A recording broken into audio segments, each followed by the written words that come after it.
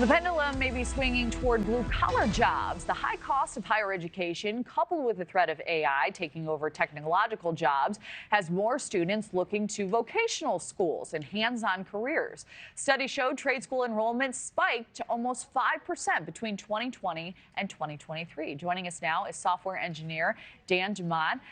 Dan, it is great to have you. I know you have two young children. Can you tell us what happened when you asked AI what career they should be focusing on?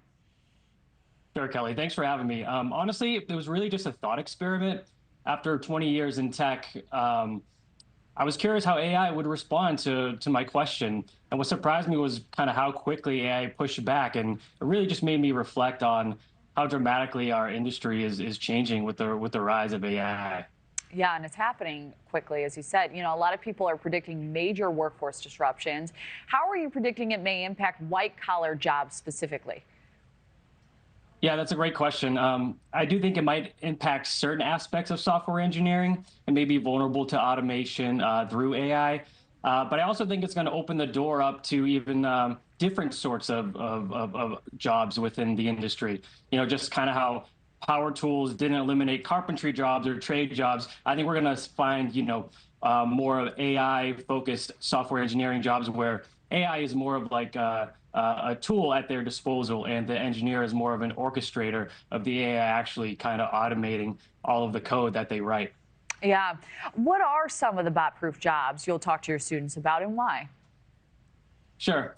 I think trades like carpentry, electrical, plumbing, it's actually funny.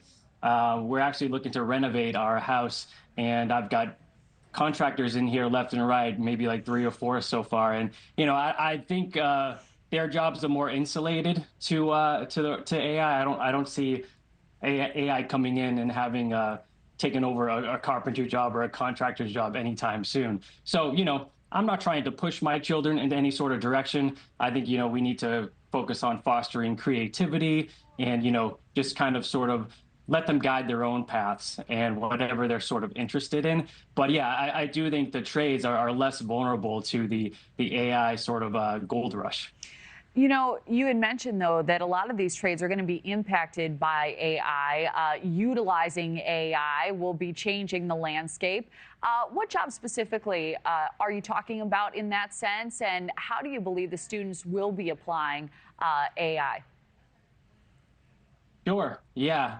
So a skilled electrician or a plumber really just needs to understand complex systems and, solve like novel problems. So they need to have the same cognitive skills that we have in our white collar profession, but they'll be using AI tools and automation, programming interfaces, and it will evolve just like, when you hand a carpenter a power tool. That wasn't a thing a long time ago. So just as the software engineering role will evolve, as will trade opportunities. In a lot of these trade opportunities, there's also an opportunity to be your own business owner.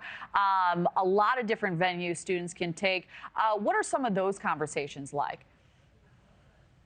Yeah, sure. I try to keep it really open with everybody that I talk to and mentor. So I really try to, for my kids in particular, I've built a career on software engineering that's been rewarding and stable. So naturally, I saw that as a desirable path.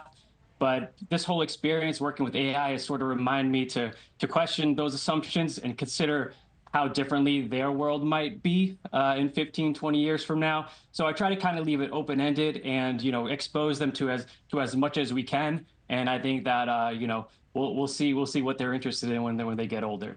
Yeah, certainly smart to start the conversation. AI is not going away anytime soon. Dan Dumont, thank you so much. Thanks for watching, everybody. Go to joinnn.com to find NewsNation on your television provider. Also, don't forget to click that red subscribe button below to get more of NewsNation's fact-driven, unbiased coverage.